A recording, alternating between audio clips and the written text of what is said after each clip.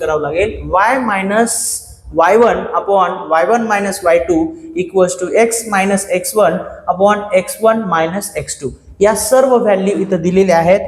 Put value gate आन्सरचं काम आहे. Right. चला पुट करा मग व्हॅल्यू. y मायनस y1 ची व्हॅल्यू काय आहे? -3 आहे.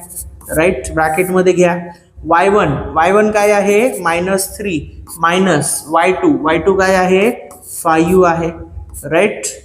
Equals to x minus x1 आहे 3, हे x1 आहे 3 मायनस x2 आहे 2. ठीक आहे. मग हे मायनस मायनस काय होईल रे? प्लस होईल. y प्लस 3 हे -3 मायनस 5 मायनस 8. ठीक आहे. हे x मायनस 3 मायनस 2 1 येईल. राईट. मग हे y प्लस 3 क्रॉस मल्टिप्लिकेशन, ह्या 1 याला मल्टिप्लाय करा.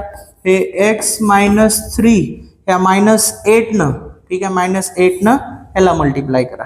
ठीक आहे. मग काय येईल आन्सर? बघा हे 1 into y 1 into 3 -8 into x -8x minus minus plus हे 24 येते. ठीक आहे. मग ह्या 8x ला आणि 24 ला ह्या दोघांनाही लेफ्ट हँड साइडला घेऊन या.